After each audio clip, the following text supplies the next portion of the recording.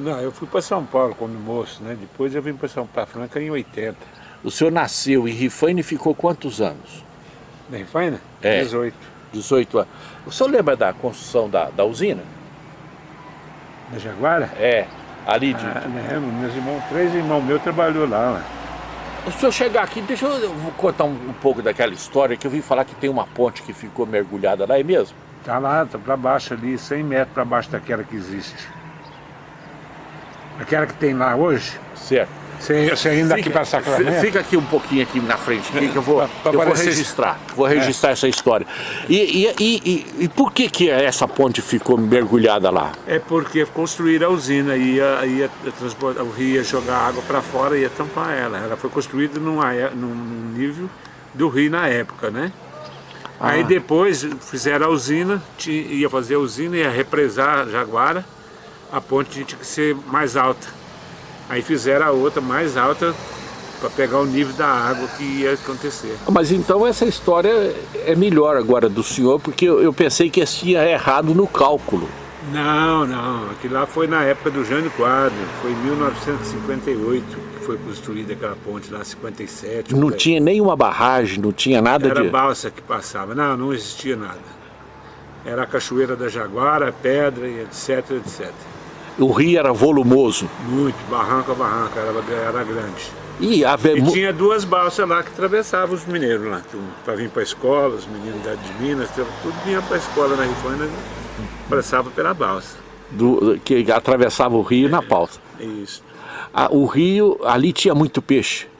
Era demais. Ali era muito. Farturento, né? Muito. Que peixe que dava ali, né? Hoje eles falam curi, mas nós falávamos na época papaterra, né? Jaú, dava muito jaú lá. Jaú era peixe grande. Peixe grande. Peixe de jogar na carroceria de um caminhão. E as olarias ali de Rifaina? Ali tinha 2 olarias, 3 olarias, inclusive uma era do papai, né? Como que chamava o pai do senhor? José Pereira Filho. Construiu muito, era muito tijolo. E era beirando o Rio Grande. Esse tijolo vinha para onde? Para Franca. Franca? Franca. E como que era a marca do tijolo? JPF. JPF. Fica um pouquinho mais afastado do que aqui é o JPF. JPF. José Pereira Filho. E ele vinha de que esse tijolo? Vinha pelo trem. A Mogiana? O vagão ficava desviado da estação, lá tinha o viradouro, né? Certo. Então os vagões ficavam fora da linha quando o trem ia passar, onde é que o trem parava. Aí o papai de caminhão vinha para ali e passava por os vagões. Na olaria vocês usavam carro de boi? Tinha o animal? Não, lá era tudo, era burro e mula para puxar a moenda do barro. Para rodar a engenhoca. E as outras coisas eram caminhão, mas tinha também o carro de boi. Não carro de boi, né? Era um carro com carroção mais fechado para puxar o barro. Para puxar o barro.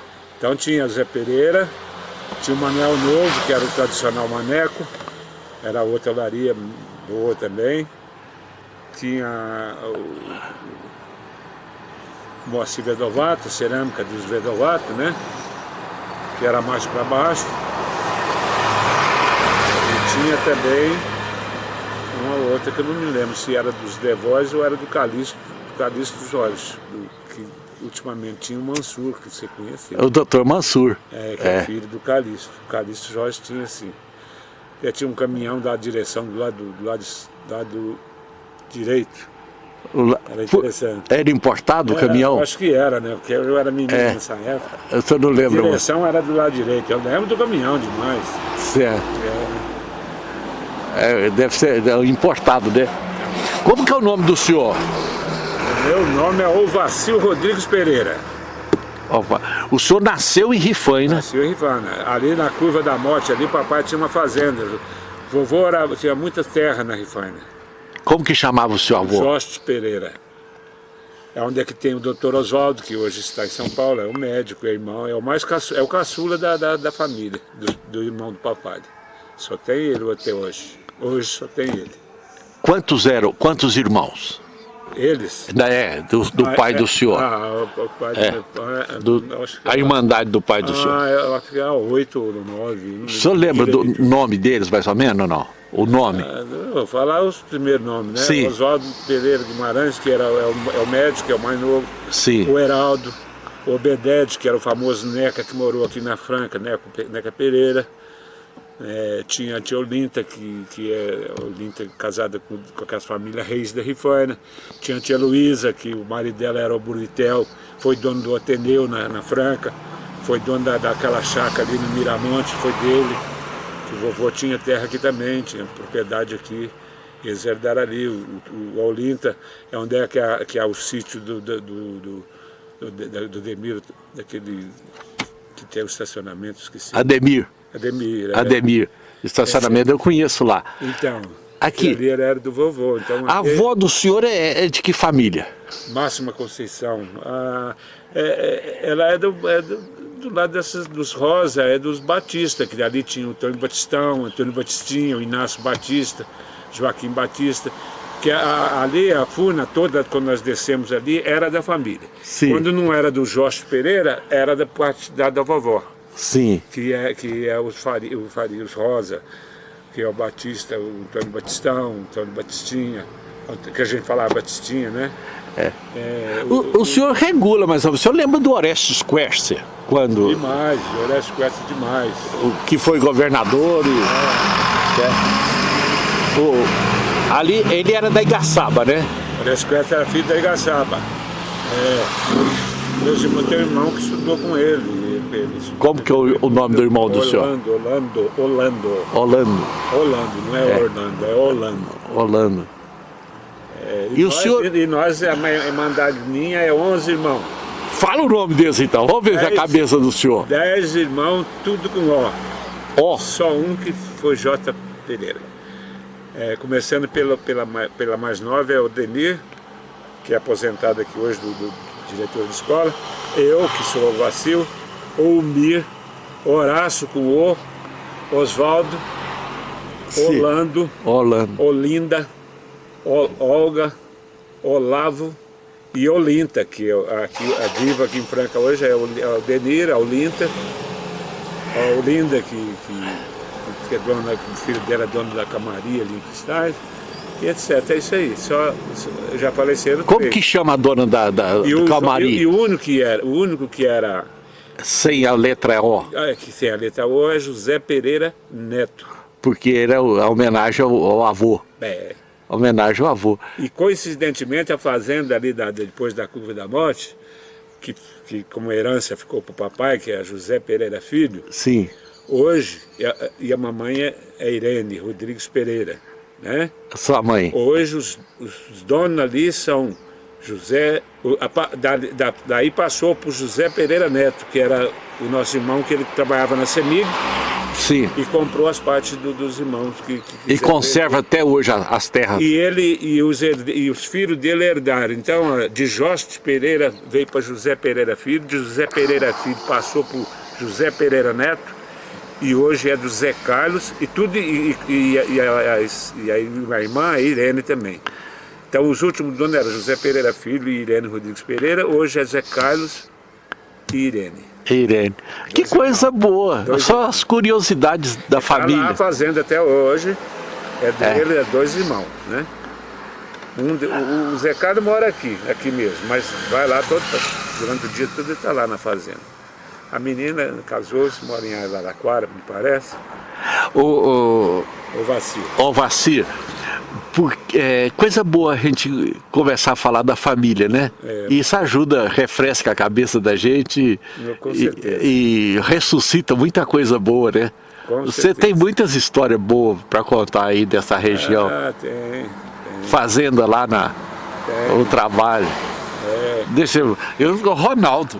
Ronaldo, eu estou aqui registrando uma história tão bonita, a generosidade do... O papai contava uma história que tornava-se piada, né? Sim, que vai que era. Porque quando tirava o barro da olaria, tudo beirando o Rio Grande, sim, era barro dos olarias. Sim. Então ia tirando, tirava outro lugar, ia fazer o outro ponto para tirar o barro. E quando o Rio Grande enchia, que transbordava, tampava aqueles buracos tudo que já tinha tirado do barro, virava uma represa também, virava um poço muito grande, e aquela água não voltava para o rio mais, voltava só que estava no barranco, vinha, Sim. voltava para o leito. Aquela água ficava ali, e ali, com consequência daquela água, passava a minar água também. Sim. Então dava muito pato selvagem lá. Inclusive o pato caseiro, quando chega numa posição, por exemplo, lá na fazenda, eu me lembro que tinha um pato grandão, branco, nós esquecemos de cortar a asa dele, era parar a asa para não voar.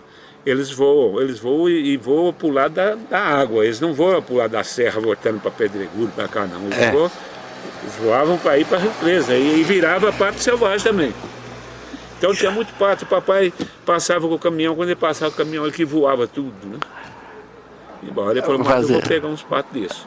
Chegou lá na fazenda um dia e falou para nós, os meninos, vocês vão colher, você vai no café aí, no meio do cafezal, onde é que tiver cabaça, tudo você põe essas cabaças, pode ser verde, madura, põe aqui no paiol. O paiol era um cômodo grande, onde tinha o milho.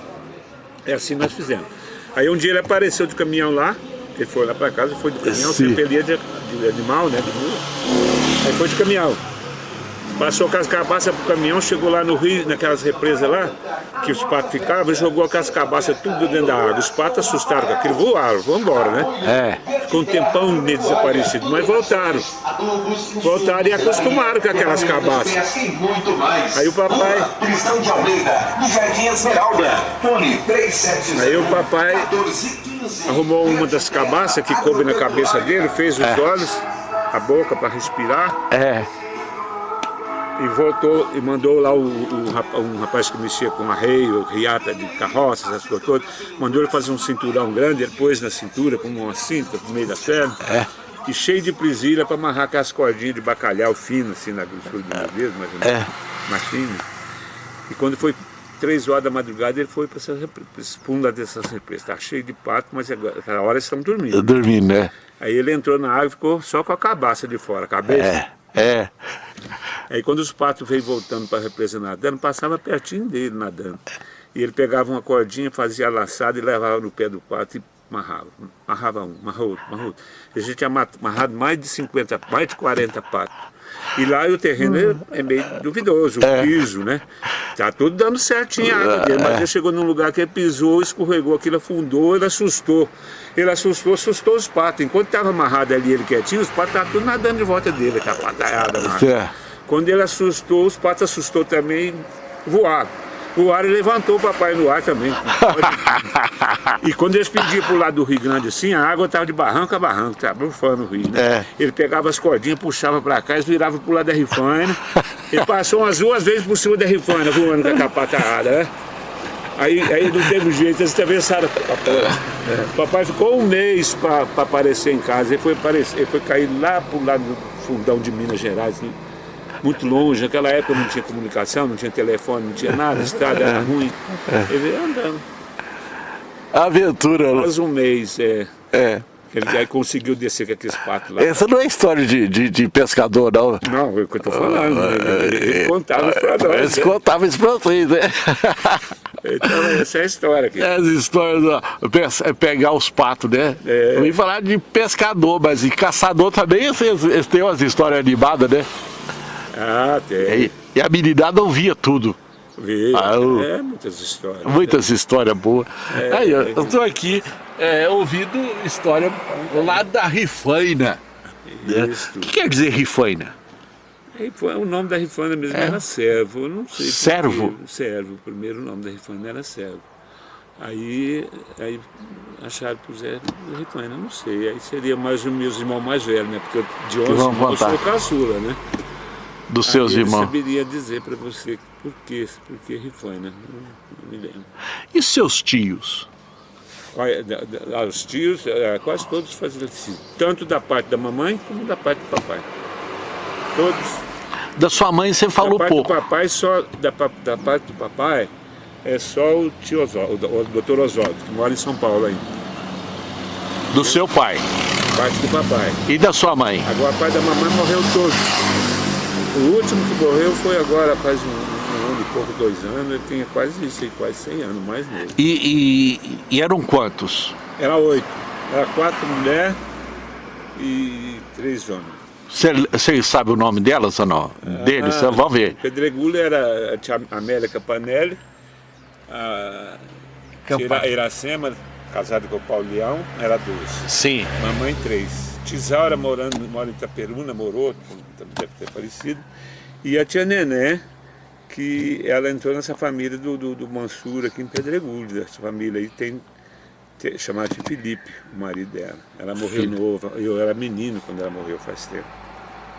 São esses aí, Tijuquinha, Tio Benedito, Titagiba, Tio Oscar, foi pro Paraná. Que região do Paraná? Ah, não me lembro. Você não lembra? E eles foram que época? Na época foi 50 e pouco, 60, né? 50 e pouco, 58. 58, a época que estava... Foi 57, por aí. Uma época teve muita gente aqui da Rifaina que foi para lá, até o João Vídeo, que foi prefeito. E aí vai. A construção da usina deu muito movimento, né? Mas depois que construiu, o pessoal ficou meio... A usina, depois que a usina chegou na Rifaina, foi muito bom para a Rifaina. Muita gente, porque o emprego ali era olaria. É só olaria? Era olaria. Para a turma da Rifaina era. Agora da fazenda aqui tinha aqui os braçais que trabalhavam, né? A produção de café era muito grande na região também, não? Era ali no alto. No Chapadão. Aqui, não, quando saía da Rifaina mesmo, papai inclusive tinha café. Naquela época plantava café só na serra. Só na serra? Só na serra. Aí tinha os famosos João Pedro, da família Pedro, ali no Alto Porã, que ali tinha muito café. Aqui é uma região muito bonita. Aí depois vinha para Pedregulho, que a gente não lembra, porque eu era menino, né? Você conta 74 anos? 74, sou de 42. Parabéns, viu? É isso. E eu fiquei muito contente da sua atenção e da gente conversar. E nós precisamos de conversar mais ainda, viu? Ali na Jaguara, quando tinha a época da Piracema, que você ficava na ponte, na ponte de ferro da Mugiana ali. Eu lembro que eu era menino, eu ia vindo com o papai. A ponte de ferro da Mogiana não existe, né? Existe só o esqueleto, não existe mais. Foi acabando. Mas ela ficou dentro d'água, não? Não. Ela tá... Porque ela é depois da barragem, né? Depois da barragem. Você ficava na ponte assim, você via água caindo da barragem lá de cima. Da cachoeira? É uma distância daqui no hospital ali, mais pra lá. Cachoeira? Quando saía das comportas, aquilo fumaçava tudo de água, né? E eu não conheço ali, era o lugar que eles pegavam dourado, ali pegava muito dourado. Na época da Piracema que eles pegavam peixe com a mão, porque ali era tudo pedra, era a época da Piracema secava, não tinha barragem. Depois com a barragem aí a água era controlada. Aí dava muito dourado na boca das comportas, mas tinha fiscalização, não podia. Assim mesmo tinha pescador danado. Aí que ia para lá. Eles iam pegando, pondo no saco, a fiscalização chegava, eles pulavam na água com saco e peixe e tudo. E água a 1000 por hora, aquilo ali passava... A água com velocidade. Muita velocidade. Mesmo sem a represa, quando você passava na ponte de ferro da Mugiana, andando, se você não tivesse um equilíbrio, porque a gente tem muitas pessoas que têm problema, né, de água, altura. A água lá embaixo fazia aquele movimento. A ponte de ferro só passava Mogiana, só o trem. Só o trem. E você passava no meio dos trilhos ali no meio. Depois que a CEMIG foi para lá, eles puseram o tábua, né? Forraram com tábua. Aí passava carro aí, também. Depois a turma, você sabe como é que é a humanidade, foi pondo fogo daqui, pondo fogo dali, foi quebrando os elementos, acabou com tudo. Só tá o esqueleto daquelas armações assim. E eu quero lá conhecer isso. Conversando aqui. Muito bem, eu estou falando com quem, afinal? Você está falando comigo, ué. Você está indo para onde Ronaldo. Agora? Eu estou indo lá para o centro. Você vai passar na estação? O meu ônibus passou aqui, minha filha não fez. me deixa. Nós vamos junto.